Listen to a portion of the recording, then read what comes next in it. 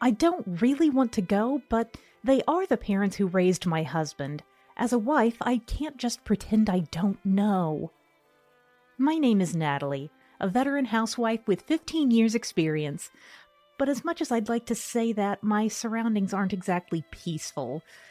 At 38, I've successfully passed the advanced maternal age phase and live under one roof with my energetic 2-year-old daughter Michelle and my husband Sean. Or at least that's what I wish I could say. Natalie! Yesterday you were chatting with your mom friends at the park while Michelle was there. You were paying more attention to your friends than your little child. What if something had happened? And while Sean is at work, you just gossip carelessly. You're the worst kind of wife. My mother-in-law Yesenia calls me every time she sees me to scold me about my actions.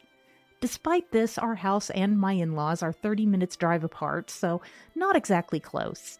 Yet Yesenia suspects me of having an affair while Sean is at work and monitors me like a stalker. I hate being wrongfully suspected and am frightened by Yesenia's excessive actions, so I decided to talk to Sean about it, only to be disappointed by his response. While you're at work, Yesenia comes all the way here to keep an eye on me. I want to interact with people other than just childcare. Talking with mom friends is fine, right? Sean, who rarely gets angry, looked at me with contempt as I spoke honestly.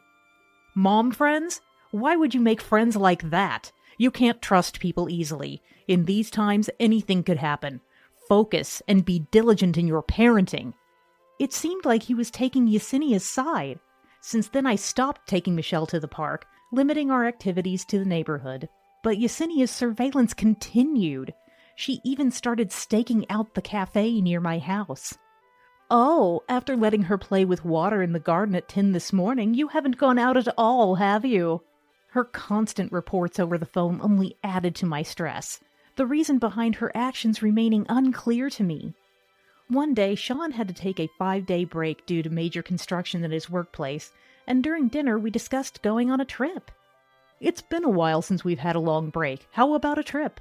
We hadn't traveled since Michelle was born, the last trip being 7 years ago, so I was excited. That sounds great! With a small child, a kid-friendly inn would be more relaxing, right? However, Sean had a different idea of a relaxing trip than what I was hoping for. Of course! With Mom there, she can help with the kid and we can enjoy our trip. It's like killing 2 birds with 1 stone. At that moment, I was puzzled. Huh? Yesenia? I thought it was just the 3 of us with Michelle. Of course! I've already told Mom, so don't worry about betting. What Sean meant by a trip was staying over at his parents' house. Yesenia kept an eye on me, but never asked me to come to the in-laws. It had been 3 years since our last visit with Sean. I had imagined a relaxing family time in a hotel, but never expected the destination to be Yesenia's home. But with Sean's mind made up and no intention of changing it, I had no choice but to go along. It would be our first visit since Michelle was born, so I couldn't help but hope for some hospitality. A week later, the day finally arrived. We were on our way to the in-laws' house at 9 a.m. when Yesenia called my mobile phone. Natalie, you must be close to the house, but surely you're not coming empty-handed. Yesenia's intimidating tone made me freeze for a moment. Sean, busy driving, didn't notice my discomfort, but normally one would seek help from their spouse in such situations.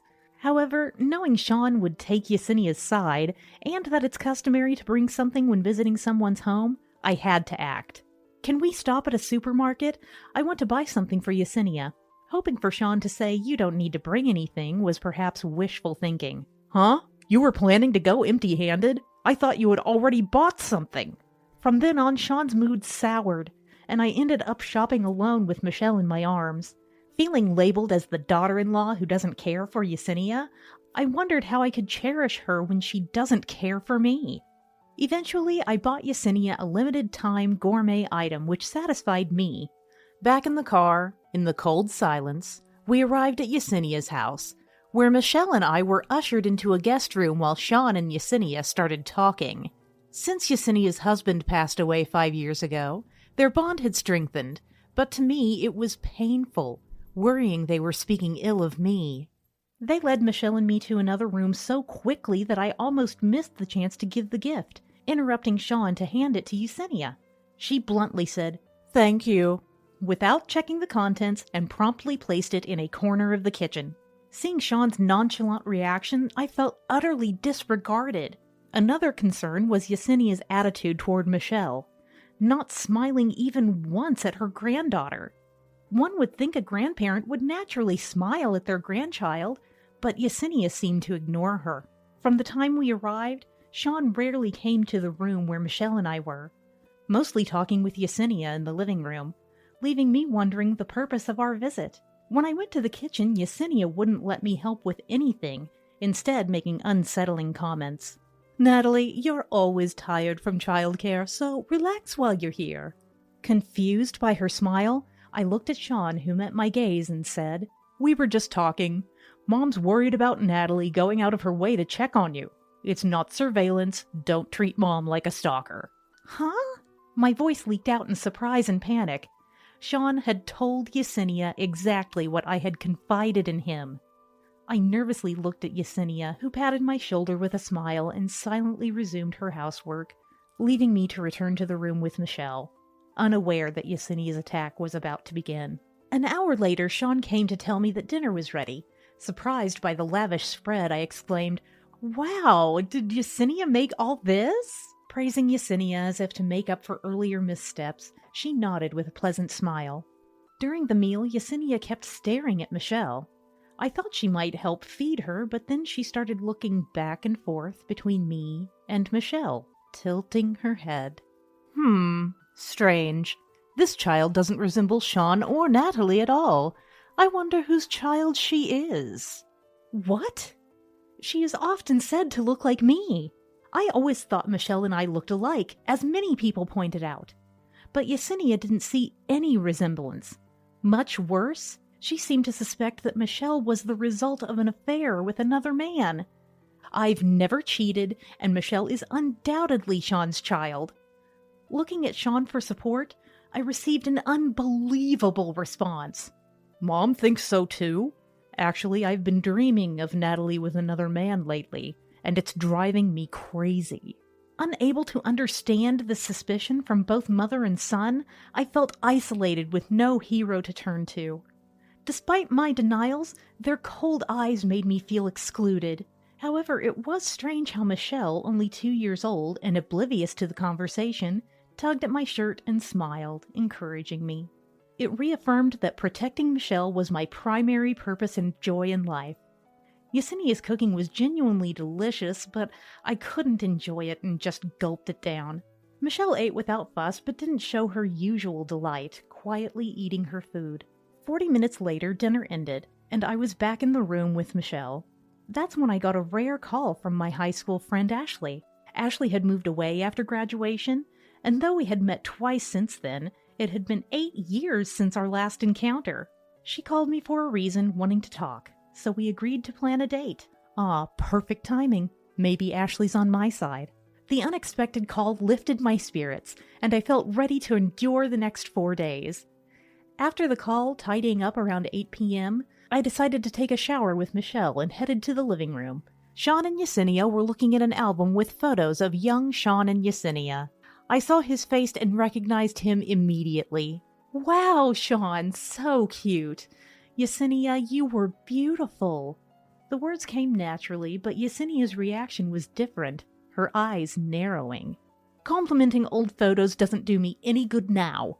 I wanted to say she was still beautiful, but Yesenia's pressure made it hard to speak. Timing is crucial, even when flattering. Trying to change the subject, I held up the clothes I was carrying, indicating that I wanted to take a shower. But what happened next was the worst thing for Michelle and me. "You're not thinking of using our bathroom, are you?" "What?" I had assumed that since I was staying at my in-laws' house today, I was supposed to take a shower here. But apparently such an obvious act was not allowed for Michelle and me. "Do you realize how out of line it is to dirty our bathroom with your filthy body? Having given birth to some unknown child? What if the child has an accident in the bathroom? It could ruin our entire bathroom. If you're willing to replace everything in it, then maybe you can use it." That was the last straw. There's a limit to how much humiliation I can take. Angry not only for myself, but for Michelle being treated like dirt. I went back to our room, packed our things into a backpack, and left the house. Despite such cruel treatment, Sean didn't try to protect Michelle and me from Yesenia, sticking closely to her instead, proving he's unreliable. Disgusted with Sean and not wanting to stay there any longer, driven by the desire to protect Michelle, I chose a family-friendly hotel. I had never been there before, but I remembered it from a TV show 6 months ago. Struck by the owner's kindness and wanted to stay there someday. It took 40 minutes by taxi with Michelle in my arms. Despite our unexpected visit, the owner greeted us with a smile. "I'm sorry for the sudden intrusion. Could you possibly accommodate me and my 2-year-old daughter for the night?" I looked troubled for a moment. The owner, Mrs. Smith, as it said on her name tag, I'm really sorry, but we're fully booked today."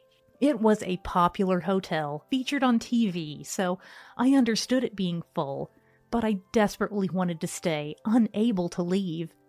Michelle began to get fussy and started to cry, probably at her limit. Then came the owner's kind offer. "Since you've come all this way, we can make up the staff break room for you." "But that would be an inconvenience to your staff. I'll look for another hotel," I replied. I had nowhere else to go, but I couldn't trouble the owner further. As I was about to leave with Michelle, the owner said something unexpected. "When my daughter was small, I too was stranded and sought help at a hotel. I'll never forget this kindness I received. Please, let me help you." It was fortunate to find empathy and a place to stay at the first hotel I visited. Seeing one of the staff members diligently cleaning the room, I felt grateful for their warm welcome, even though I felt sorry. After taking a shower at the hotel, feeling both physically and mentally refreshed, I contacted Ashley, who I was due to meet, and arranged to meet at a cafe near my house in 5 days. While on the phone, I heard someone calling from outside my room. It was the owner bringing me a late-night snack. I was moved to tears by the warmth and hospitality, incomparable to Yesenia's treatment. "You don't have to get up early tomorrow. Just call internal line 0 when you wake up and I'll bring you breakfast." "Isn't there a checkout time?" I asked. I had only planned to stay for one night, but the owner didn't seem to want us to leave. "From tomorrow, we'll prepare a guest room for you.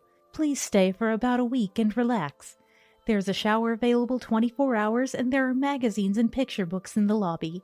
I'm delighted if you and your child stay and enjoy your time here." Indeed, I was reluctant to return to my in-laws' house, so I decided to stay here for a while. During my stay at the hotel, I found it odd that I hadn't heard from Sean or Yesenia, but maybe it was for the best, allowing me to enjoy a break from the ordinary. As the nights passed, I tried to pay for my stay, but the owner insisted I could pay when I was ready to leave. Then, the day before I was supposed to meet Ashley, something unexpected happened that made my eyes widen. Just after returning to the hotel from a walk with Michelle, the door opened loudly, and there stood Ashley! "Ashley! Natalie, what are you doing here?" "That's my line!" We both froze in surprise. Then Ashley's words to the owner revealed the truth. "Mom, you know Natalie? She's my friend." "Mom? With so many Smiths around, I never imagined the owner and Ashley were mother and daughter." It turned out that the owner who had helped me was Ashley's mother. Ashley had gone to Tokyo to learn hotel management and take over her mother's place, and had made plans to meet me after her return. When I told Ashley why I was there, her reaction was as bitter as her mother's had been. Later, as Ashley and I were walking inside the hotel, an album full of photos suddenly fell from a bookshelf, making me scream. Wow, that scared me. Imagine if that had fallen on a guest. Yeah, but it's strange it fell without anyone touching it. As we looked through it, we saw smiling faces of past guests, showing how beloved this hotel was. But on the 8th page, I saw a familiar face, and next to him, a woman I didn't know. "That's my husband!" Ashley, shocked, took another look at the photo. "And the woman next to him?" "Someone I don't know." We immediately went to the owner to inquire about the two in the photo, who, as it turned out, had been quite close and affectionate. In other words, Sean was having an affair. Checking the guest registry, it was evident Sean had been bringing a woman, not me, every odd month. They expected him to return this coming November. So we decided to act as if nothing had happened until then.